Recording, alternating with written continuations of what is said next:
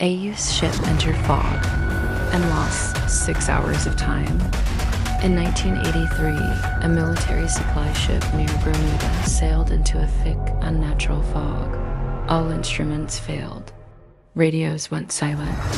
Crew members reported nausea, hallucinations, and whispers calling their names. When the fog cleared, clocks showed they had traveled 6 hours instantly. Satellite data confirmed the ship appeared miles away without explanation.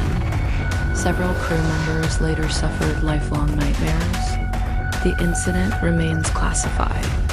Follow Mystery Hub for more unexplained naval events. Comment for Part 2.